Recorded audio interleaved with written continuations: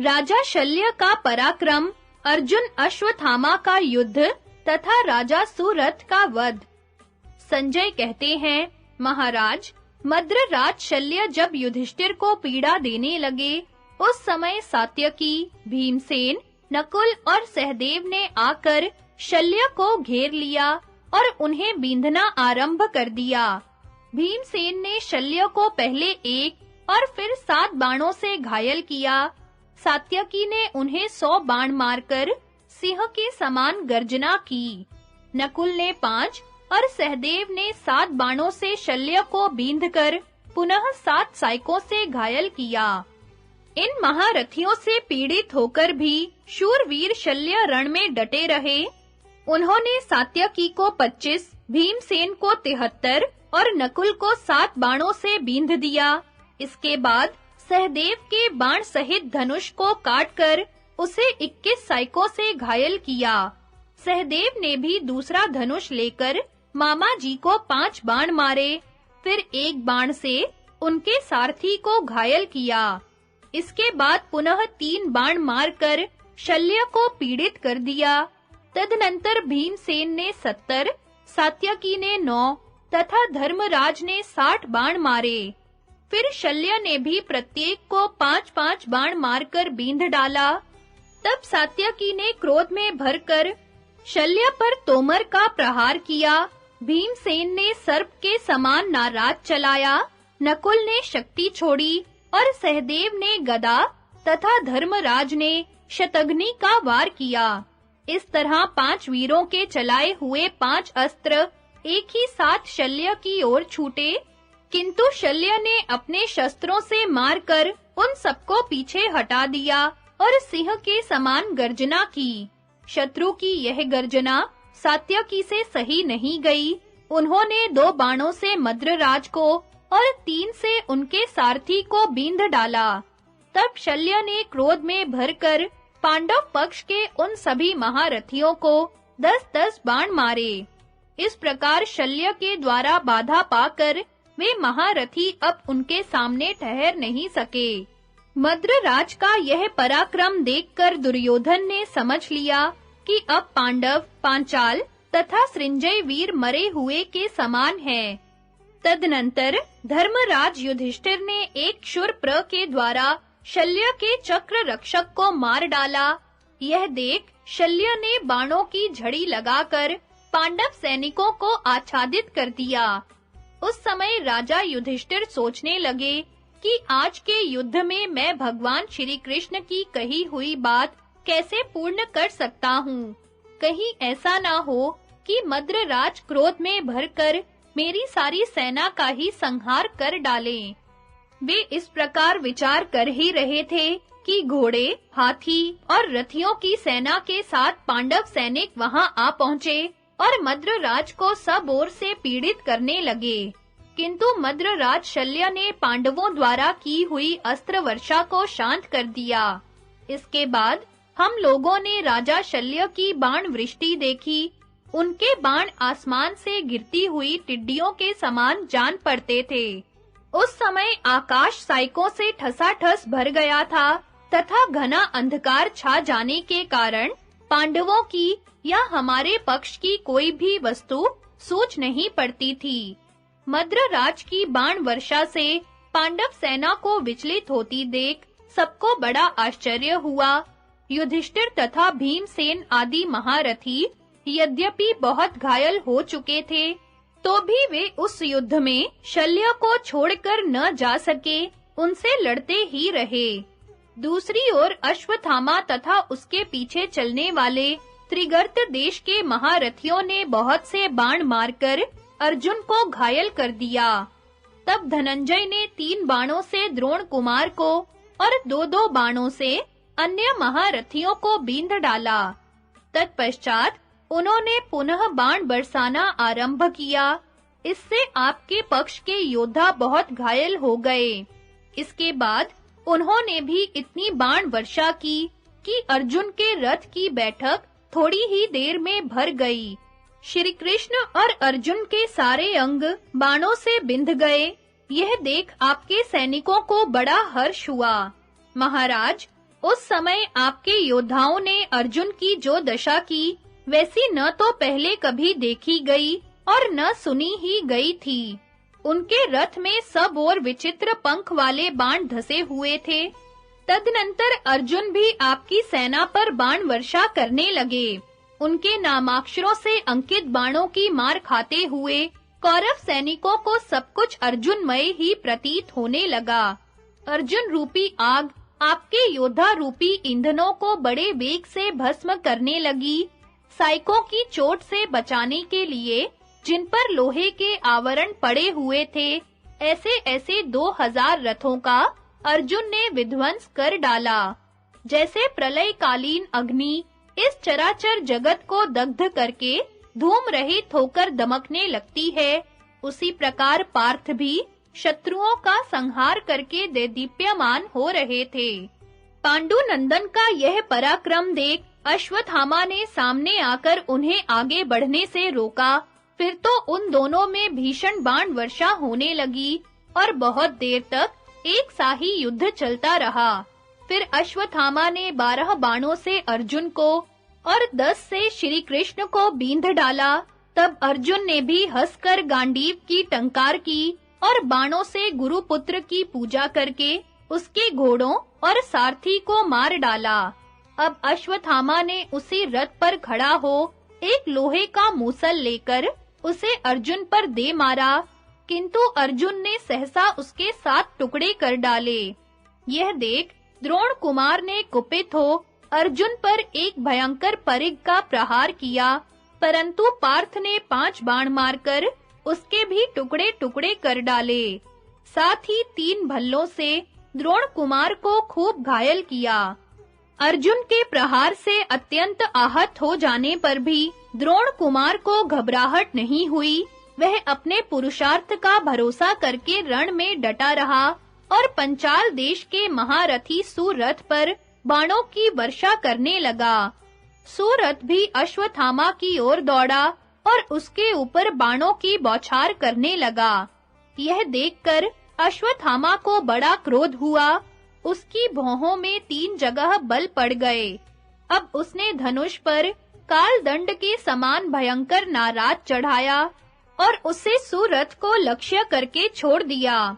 वह नाराज सुरथ की छाती छेद कर भीतर घुस गया और सुरथ प्राणहीन होकर पृथ्वी पर गिर पड़ा।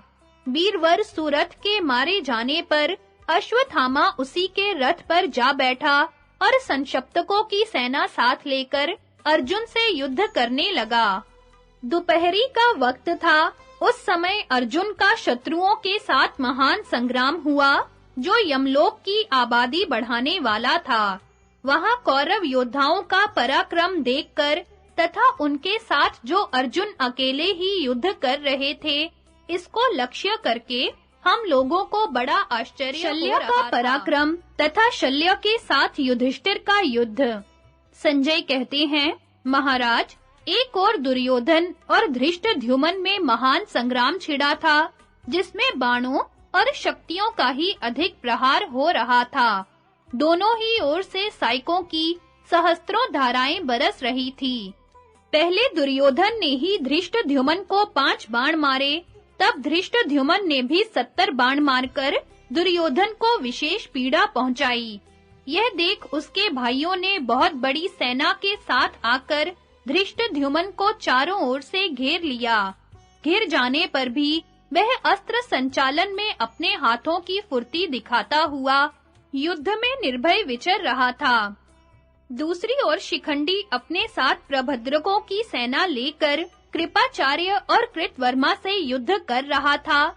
वहां भी प्राणों की बाजी लगाकर भयंकर संग्राम हो रहा था।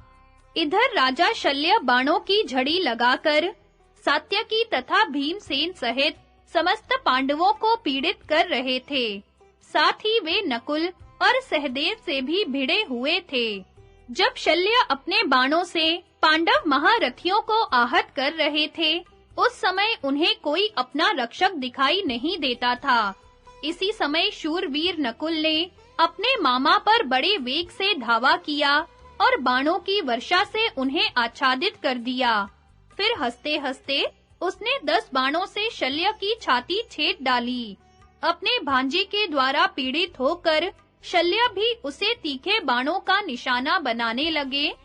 यह देख राजा युधिष्ठिर, भीमसेन, सात्यकी और माद्री नंदन सहदेव शल्य पर टूट पड़े। सेनापति शल्य ने तुरंत ही उन सबका सामना किया। उन्होंने युधिष्ठिर को 3, भीमसेन को 5, सात्यकी को 100 और सहदेव को 3 बाणों से बींध डाला। इसके बाद मद्रराज ने क्षुरप्र मारकर नकुल के धनुष को काट दिया। तब नकुल ने तुरंत ही दूसरा धनुष लेकर शल्य के रथ को बाणों से भर दिया। साथ ही युधिष्ठिर और सहदेव ने भी उनकी छाती में 10-10 बाण मारे। फिर भीमसेन ने 60 और सात्यकी ने 10 साइकों से उन्हें घायल कर दिया। अब मद्रराज ने क्रोध में भरकर सात्यकी को पहले 9 और फिर 70 बाणों से बींध डाला।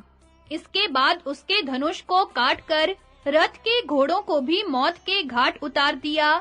तत्पश्चात उन्होंने नकुल, सहदेव, भीमसेन और युधिष्ठिर को भी 10 बाणों से घायल किया। इस महान संग्राम में मैंने शल्य का अद्भुत पराक्रम देखा। वे अकेले ही पांडवों के समस्त योद्धाओं के साथ युद्ध कर रहे थे। तदनंतर वे युधिष्ठिर के बहुत निकट आ गए और उन्हें अपने बाणों से पीड़ित करके पुनः भीम पर टूट पड़े।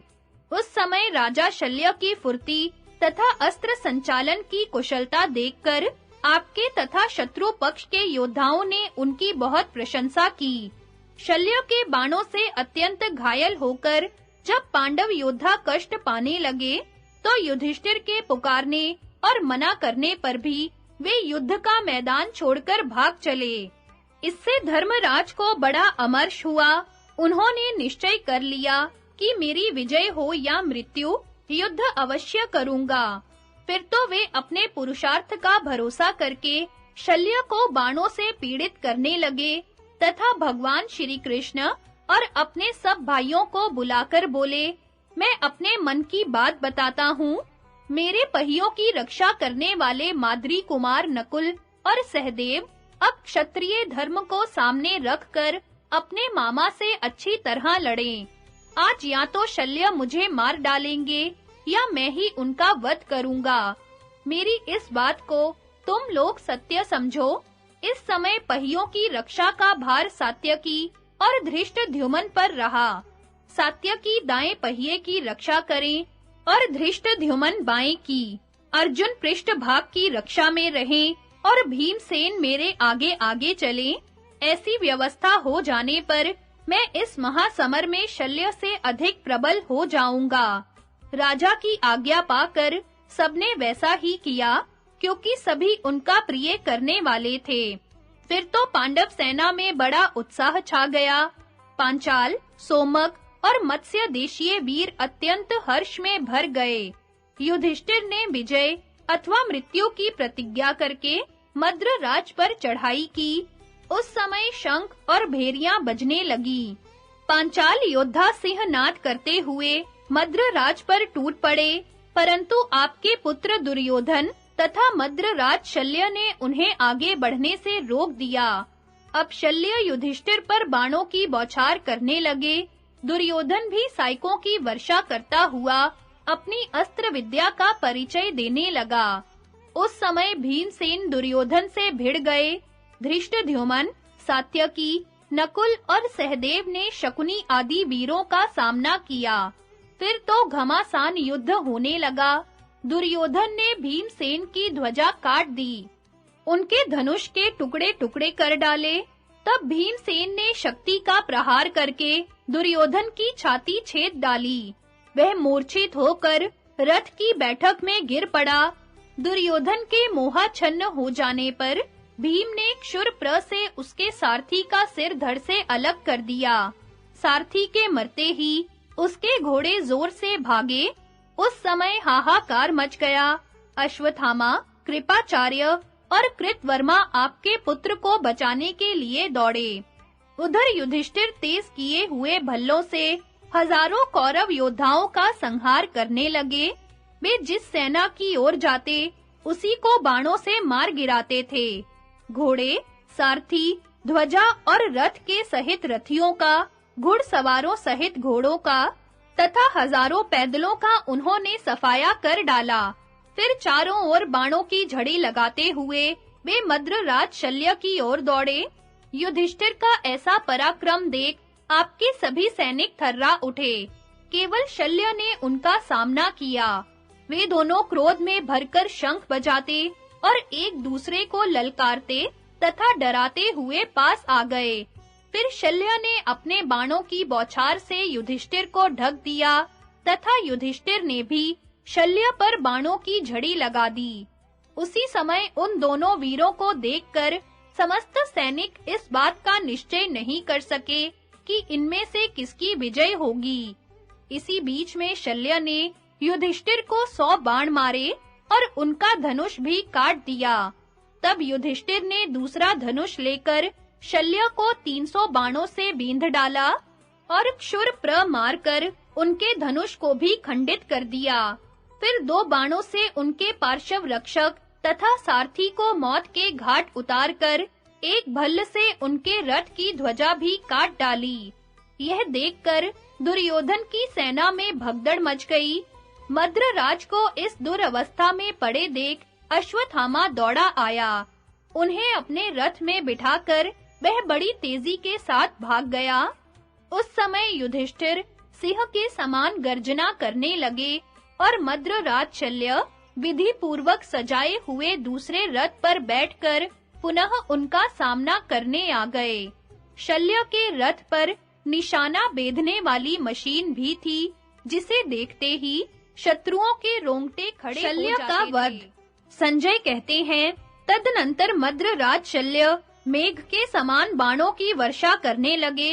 वे सात्यकी को 10, भीमसेन को 3 तथा सहदेव को भी 3 बाणों से घायल करके युधिष्ठिर को पीड़ित करने लगे। शल्य ने धर्मराज की छाती में सूर्य और अग्नि के समान तेजस्वी बाण का प्रहार किया। तब युधिष्ठिर ने भी सावधानी के साथ बाण मारकर मद्रराज को बींध डाला। उसकी चोट खाकर वे मूर्छित हो गए। फिर थोड़ी ही देर बाद जब उन्हें चेत हुआ तो उन्होंने युधिष्ठिर को 100 बाण मारे। अब युधिष्ठिर ने भी 9 साइकों से शल्य की छाती छेद डाली और 6 बाण मारकर उनका कवच भी काट दिया। यह देख मद्रराज शल्य ने 2 साइकों से युधिष्ठिर के धनुष के 2 टुकड़े कर दिए। तब युधिष्ठिर ने दूसरा भयंकर धनुष हाथ में लिया और शल्य को सब ओर से बींध डाला। शल्य ने भी 9 बाण मारकर युधिष्ठिर और भीमसेन के कवच काट दिए और उनकी भुजाओं को भी विदीर्ण कर डाला। फिर शल्य ने एक क्षुराकार बाण से युधिष्ठिर का धनुष काट डाला और कृपाचार्य ने उनके सारथी को यमलोक भेज दिया। इतना ही नहीं, शल्य ने उनके चारों घोड़ों को भी मौत के घाट उतार दिया। तत्पश्चात उन्होंने युधिष्ठिर के सैनिकों का संहार आरंभ किया। राजा युधिष्ठिर की ऐसी अवस्था देख भीमसेन ने बड़े वेग से बाण मारकर शल्य का धनुष काट डाला और 2 साइकों से स्वयं उन्हें भी विशेष चोट पहुंचाई। फिर एक बाण से उनके सारथी का सिर धड़ से अलग करके चारों घोड़ों को भी यमलोक पहुंचा दिया। उस समय मद्रराज शल्य हाथ में ढाल तलवार लिए रथ से कूद पड़े और नकुल के रथ की इशा काटकर राजा युधिष्ठिर की ओर दौड़े। राजा शल्य को युधिष्ठिर के ऊपर धावा करते देख धृष्टद्युम्न, द्रौपदी के पुत्र शिखंडी तथा सात्यकी सहसा उन पर टूट पड़े।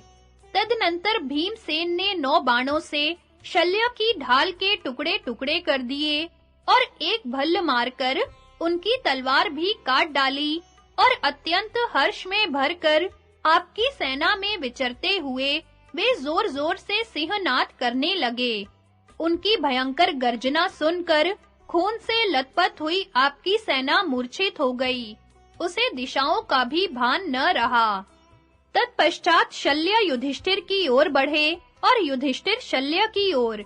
युधिष्ठिर ने भगवान श्री कृष्ण के कथना अनुसार मन ही मन शल्य के वध का निश्चय किया और रत्न जटित सुवर्णमय दंड वाली एक शक्ति हाथ में ली।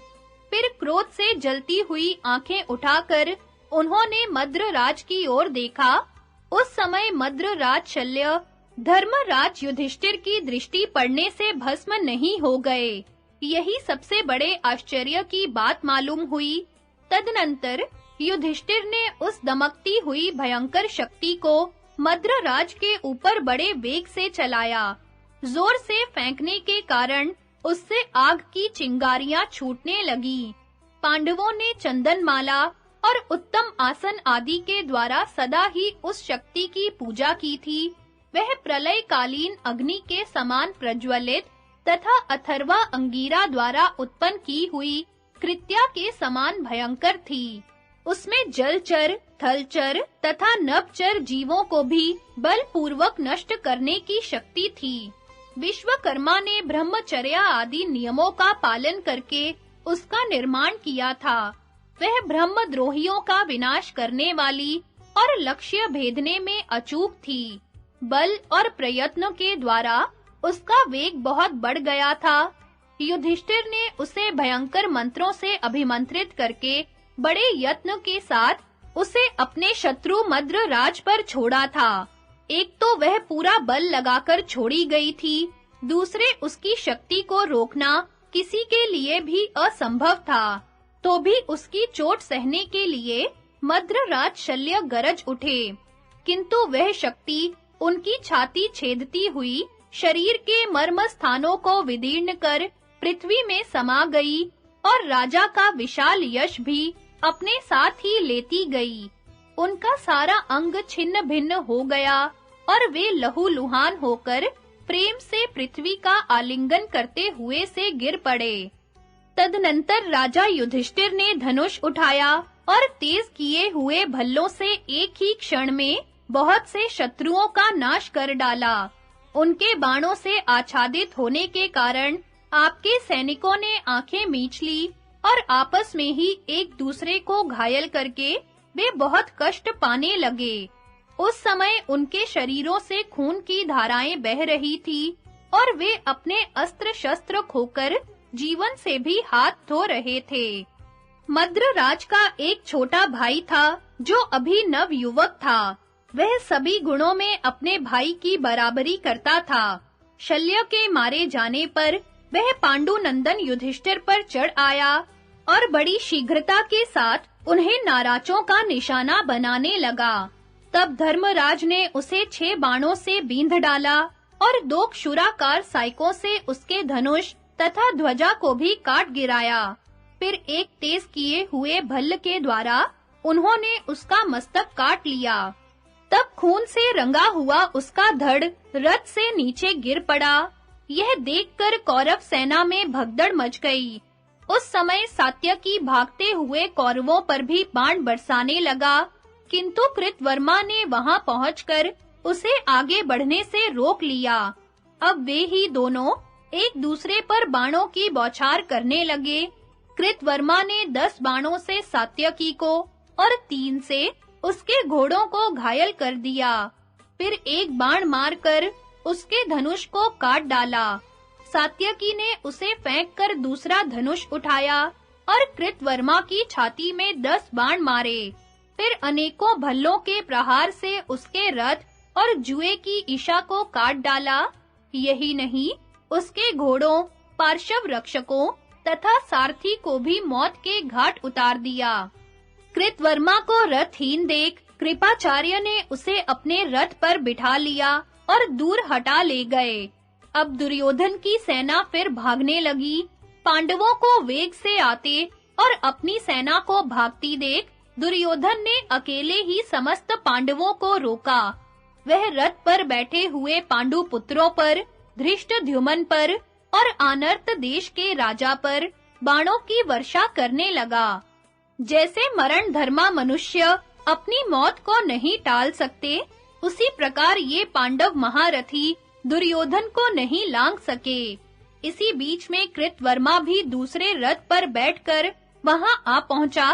तब युधिष्ठिर ने 4 बाणों से कृतवर्मा के चारों घोड़ों को यमलोक पहुंचा दिया और तेज किए हुए 6 भल्लों से कृपाचार्य को भी घायल किया। घोड़े मारे जाने से कृतवर्मा रथहीन हो गया। यह देख अश्वत्थामा उसे अपने रथ पर बिठाकर युधिष्ठिर से दूर ले गया। महाराज, आप और आपके पुत्र के अन्याय से इस प्रकार शेष युद्ध हुआ था। युधिष्ठिर के द्वारा शल्य के मारे जाने पर सब पांडव प्रसन्न हो शंख बजाने लगे। सबने राजा युधिष्ठिर की भूरी-भूरी प्रशंसा की। नाना प्रकार के बाजे बजाए गए, जिससे चारों ओर की मद्रराज के अनुचरों का वध, कौरव सेना का पलायन, भीम द्वारा 21,000 पैदलों का संहार और दुर्योधन का अपनी सेना को उत्साहित करना। संजय कहते हैं, शल्य के मारे जाने पर उनके अनुयायी 700 रथी युधिष्ठिर से लड़ने के लिए आगे बढ़े। उस समय राजा दुर्योधन ने उन मद्रदेशीय वीरों से कहा, इस समय पांडव सेना की ओर न जाओ। किंतु उसके बारंबार मना करने पर भी वे युधिष्ठिर को मार डालने की इच्छा से उनकी सेना में घुस गया। वहां पहुंचकर उन्होंने धनुष की टंकार की और पांडवों के साथ युद्ध आरंभ कर दिया।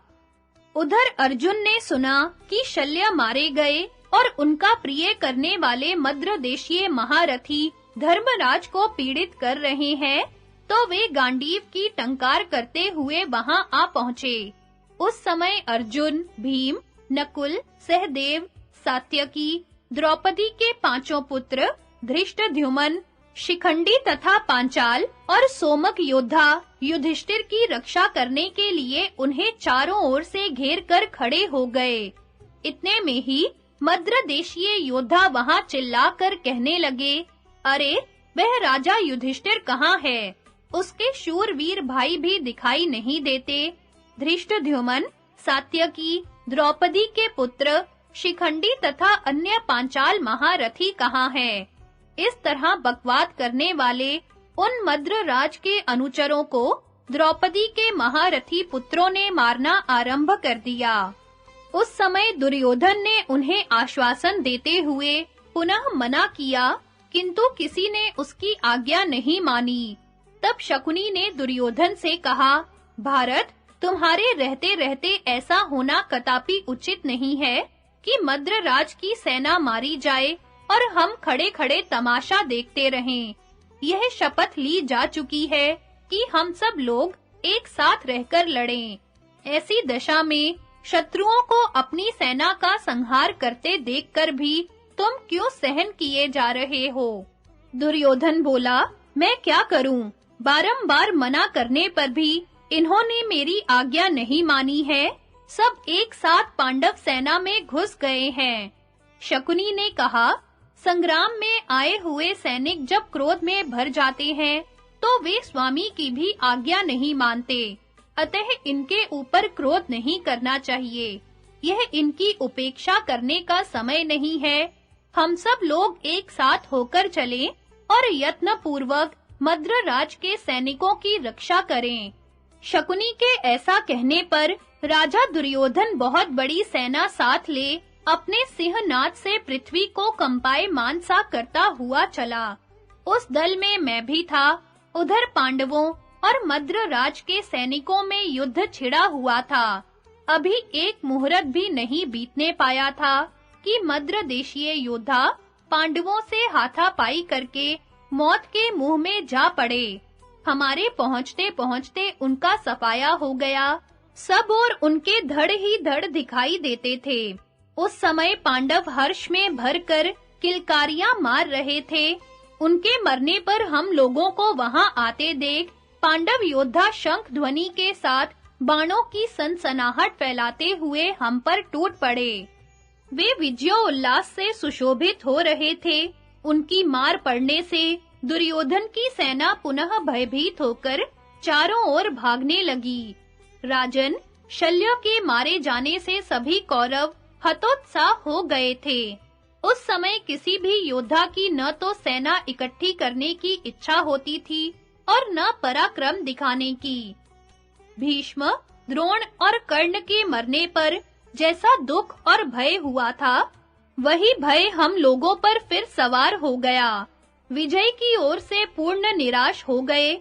कौरवों के प्रधान वीर मारे जा चुके थे, इसलिए जो शेष थे वे भी तीखे बाणों से घायल होकर भागने लगे। कुछ लोग घोड़ों पर चढ़कर भागे और कुछ लोग हाथियों पर। बहुतेरे रथों में ही बैठकर वहां से रफू चक्कर हो गए। बेचारे पैदल योद्धा भय के मारे बड़े जोर से पलायन कर रहे थे। उन सबको उत्साह खोकर भागते देख विजयाभिलाषी पांडवों और पांचालों ने दूर तक उनका पीछा किया। उन वीरों के बाणों की सनसनाहट, उनका सिंह के समान दहाड़ना और शंख बजाना बड़ा भयंकर जान पड़ता था। वह सब देख सुनकर कौरव सैनिक थर्रा उठते थे। उन्हें इस अवस्था में देखकर पांडव और पांचाल योद्धा आपस में कहने लगे, आज सत्यवादी राजा युधिष्ठिर शत्रुओं पर विजय पा गए और दुर्योधन अपनी दैदीप्यमान राज्य लक्ष्मी से भ्रष्ट हो गया। आज अपने पुत्र को मरा हुआ सुनकर राजा धृतराष्ट्र अत्यंत व्याकुल हो पृथ्वी पर पछाड़ खाकर गिरे और दुख भोगें। आज उनकी समझ में आ जाएगा कि कुंती नंदन सब धनुर्धरों में श्रेष्ठ हैं। अब वे जी भरकर अपनी ही निंदा करते हुए विदुर जी के सत्य और हितकारी वचनों को याद करें। आज से वे भी दास की भांति परिचर्या में रहकर अनुभव करें कि पांडवों ने कितना कष्ट उठाया था। अब अच्छी तरह जान लें कि श्री कृष्ण की कैसी महिमा है और अर्जुन के धनुष की टंकार कितनी भयंकर है। उनके अस्त्रों तथा भुजाओं में कितना बल है, इससे भी वे पूर्ण परिचित हो जाएं। अब दुर्योधन के मारे जाने पर महात्मा भीमसेन के भयंकर बल का भी उन्हें ज्ञान हो जाएगा। जिनकी ओर युद्ध करने वाले धनंजय, सात्यकी, भीमसेन, धृष्टद्युम्न, द्रौपदी के 5 पुत्र नकुल, सहदेव, शिखंडी तथा स्वयं राजा युधिष्ठिर जैसे वीर हैं, उनकी विजय कैसे न हो। संपूर्ण जगत के स्वामी भगवान श्री कृष्ण जिनके रक्षक हैं, जिन्हें धर्म का आश्रय प्राप्त है, उनकी विजय क्यों न होगी। इस तरह की बातें करते हुए सृंजय वीर अत्यंत हर्ष में भरकर आपके सैनिकों का पीछा कर रहे थे।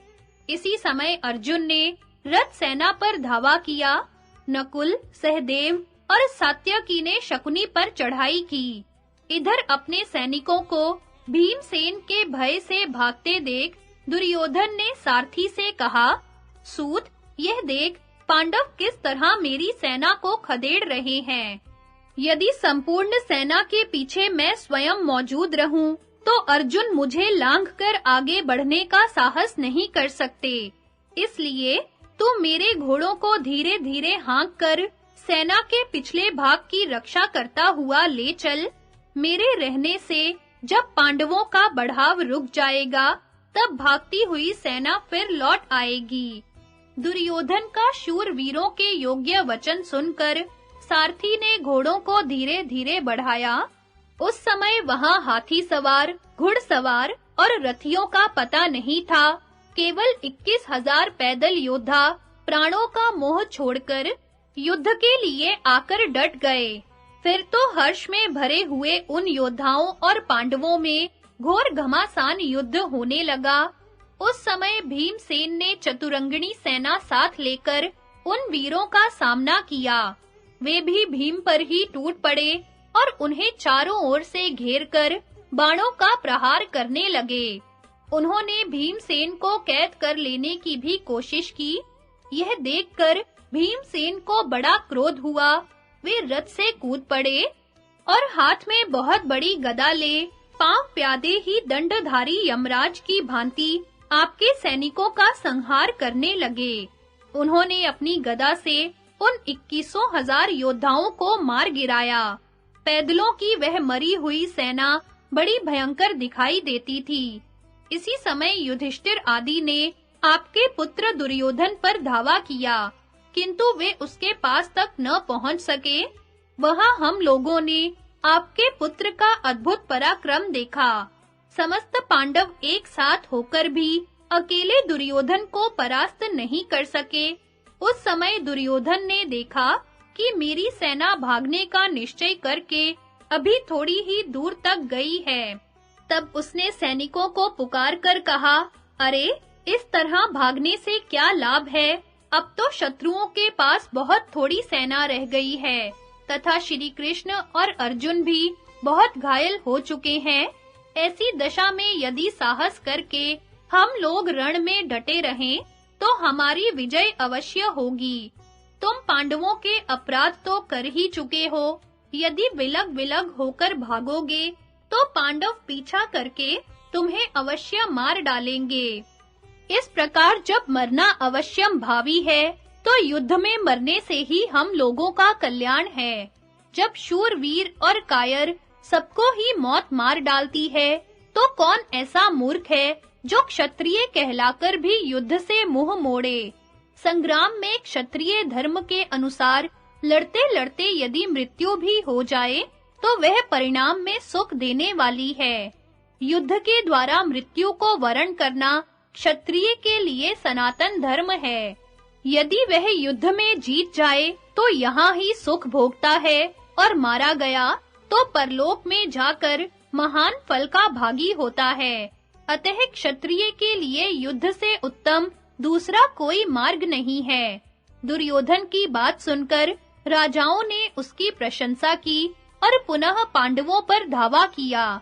पांडव व्यूह बनाकर खड़े थे और प्रहार करने को पहले से ही तैयार थे। कौरव सेना को आते देख वे क्रोध में भर गए और उनका सामना करने के लिए आगे बढ़े। अर्जुन अपने विश्व विख्यात गांडीव धनुष की टंकार करते हुए रथ पर बैठकर आपकी सेना पर टूट पड़े। नकुल, सहदेव और सात्यकी ने शकुनी पर धावा किया। इस प्रकार ये सब लोग उत्साह में भरकर शाल्व की सेना की ओर सात्यकी और कृतवर्मा का युद्ध तथा दुर्योधन का पराक्रम। संजय कहते हैं, तदनंतर मलेच्छों का राजा शाल्व क्रोध में भरकर पांडव सेना पर चढ़ आया। वह ऐरावत के समान एक पर्वताकार गजराज पर बैठा हुआ था।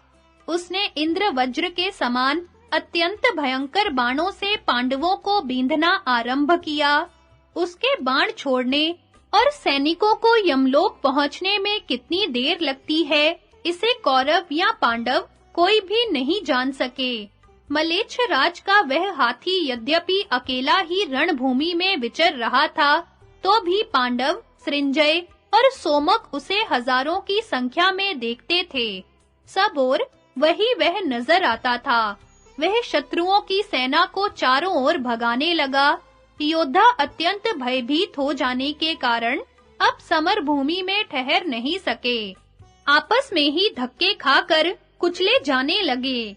हाथी के वेग को न सह सकने के कारण पांडवों की वह विशाल वाहिनी तीतर-बीतर हो चारों दिशाओं में भाग गई। यह देख आपके प्रधान योद्धा मलेच्छ राज की प्रशंसा करते हुए गरजने और शंख बजाने लगे। उनका शंखनाद सेनापति धृष्टद्युम्न से नहीं सहा गया। वह बड़ी उतावली के साथ हाथी की ओर बढ़ा। उसे आते देख शाल्व ने द्रुपद पुत्र का वध करने के लिए हाथी को उसी की ओर दौड़ाया।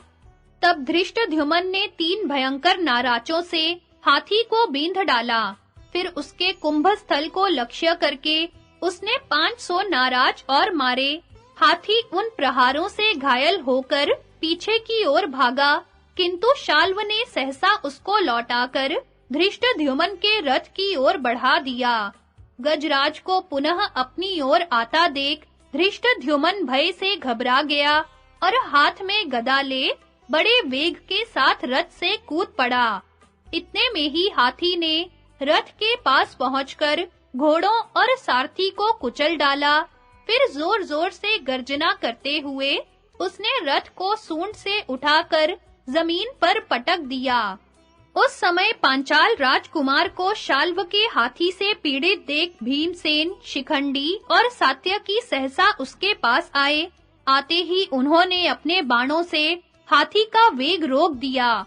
उन महारथियों के द्वारा अपनी प्रगति रुक जाने से हाथी विचलित हो उठा। इसी समय राजा शाल्व ने बाणों की वर्षा आरंभ कर दी। उसके सायकों की मार खाकर पांडव रथी इधर-उधर भागने लगे।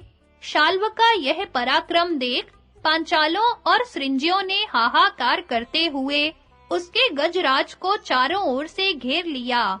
तदनंतर धृष्टद्युम्न ने बड़े वेग से धावा किया और उस पर्वताकार हाथी के ऊपर गदा की चोट करके उसे बहुत घायल कर दिया।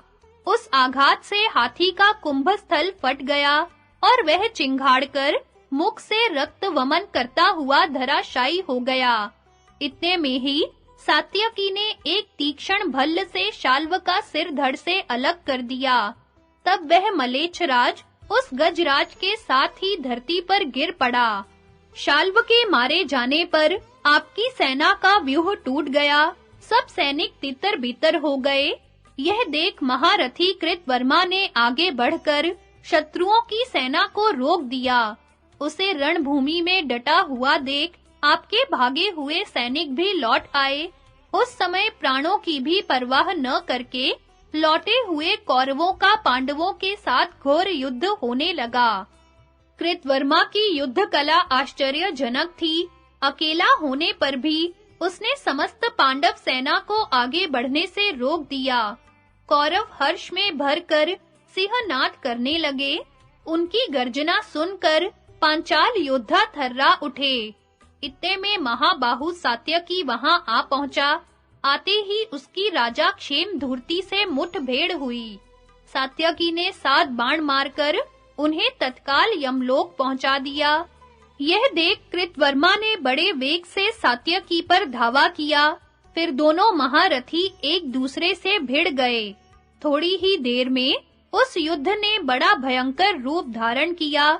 अब पांडव और पांचाल योद्धा दूर खड़े होकर दर्शक की भांति तमाशा देखने लगे। कृतवर्मा ने 4 तीखे बाणों से सात्यकी के चारों घोड़ों को बींध डाला। इससे सात्यकी को बड़ा क्रोध हुआ। उसने भी 8 सायकों से कृतवर्मा को घायल कर दिया। तब कृतवर्मा ने सात्यकी को 3 बाणों से आहत करके एक बाण से उसका धनुष काट दिया। सात्यकी ने कटे हुए धनुष को फेंककर दूसरा उठाया और कृतवर्मा के पास पहुंचकर 10 बाणों से उसके सारथी तथा घोड़ों को मौत के घाट उतार दिया। फिर रथ की ध्वजा भी काट डाली। अब कृतवर्मा के क्रोध की सीमा न रही। उसने सात्यकी को मार डालने की इच्छा से उस पर शूल का प्रहार किया, किंतु सात्यकी ने अपने तीखे बाणों से उस शूल को चकनाचूर कर दिया। कृतवर्मा हक्का बक्का सा होकर देखता रह गया। कृतवर्मा को इस दशा में पड़ा देख कृपाचार्य दौड़े आए और उसे अपने रथ में बिठाकर रणभूमि से दूर हटा ले गए। सात्यकी रण में डटा रहा और कृतवर्मा रथहीन हो गया। यह देख दुर्योधन की सेना में फिर से भगदड़ मची, परंतु उस समय इतनी धूल उड़ रही थी कि कुछ दिखाई नहीं पड़ता था। इसलिए आपके सैनिकों का भागना शत्रुओं को विदित नहीं हो सका। सबके भागने पर भी दुर्योधन वहां डटा रहा। वह बड़े वेग से शत्रुओं पर टूट पड़ा और अकेला होने पर भी समस्त पांडव योद्धाओं को उसने आगे बढ़ने से रोक दिया। यही नहीं, उसने शिखंडी, द्रौपदी के पुत्र, कैकेयी, सोमक तथा सृंजय इन सब योद्धाओं को अपने तीखे बाणों का निशाना बनाया। शत्रु पक्ष का एक भी घोड़ा, हाथी, रथ या मनुष्य ऐसा नहीं था जो दुर्योधन के बाणों से अछूता बचा हो। जैसे धूल से सारी सेना ढकी हुई थी, वैसे ही उसके बाणों से भी ढकी दिखाई देती थी। उस समय दुर्योधन ने सारी पृथ्वी को बाणमयी कर दिया था। आपके या शत्रु पक्ष के हजारों योद्धाओं में वह एक ही मर्द था। उस युद्ध में आपके पुत्र का अद्भुत पराक्रम देखा गया। समस्त पांडव एक साथ मिलकर भी उसे पीछे नहीं हटा सके। उसने युधिष्ठिर को 100, भीमसेन को 70, सहदेव को 5, नकुल को 64, धृष्टद्युम्न को 5, द्रौपदी के पुत्रों को 5 तथा सात्यकी को 3 बाणों से घायल कर दिया। साथ ही एक भल्ल मारकर उसने सहदेव का धनुष भी काट डाला। सहदेव ने वह कटा हुआ धनुष फेंक दिया और दूसरा विशाल धनुष हाथ में लेकर दुर्योधन पर धावा किया। उसने 10 बाण मारकर दुर्योधन को बींध डाला।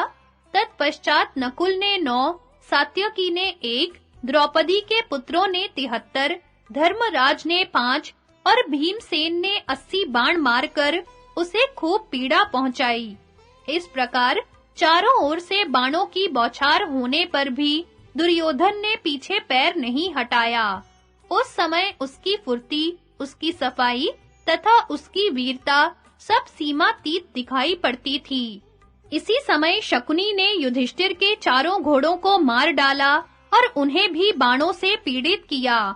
तब सहदेव राजा को अपने रथ पर बिठाकर रणभूमि से दूर हटा ले गया। थोड़ी ही देर में दूसरे रथ पर सवार होकर युधिष्ठिर पुनः आ पहुंचे और उन्होंने शकुनी को पहले 9 बाण मारकर फिर 5 बाणों से बींध डाला। इसके बाद वे बड़े जोर से गर्जना करने लगे। उधर उलूक चारों ओर बाणों की बौछार करता हुआ नकुल पर जा चढ़ा। तब नकुल ने भी बाणों की बड़ी भारी वर्षा की और शकुनी पुत्र उलूक को चारों ओर से ढक दिया। दूसरी ओर कृपाचार्य ने क्रोध में भरकर बाणों की मार से द्रौपदी के पुत्रों को घायल कर दिया। तब वे भी कृपाचार्य को अपने सायकों से पीड़ित करने लगे। इस प्रकार उनमें विचित्र युद्ध होने लगा। उस समय हाथी हाथियों से, घोड़े घोड़ों से और रथी रथियों से भिड़ गए। पैदलों का पैदलों के साथ मुकाबला होने लगा। फिर तो बड़ा ही भयंकर और घमासान युद्ध छिड़ गया। एक दूसरे का सामना करते हुए सभी योद्धा गरजने और शस्त्रों का प्रहार करने लगे।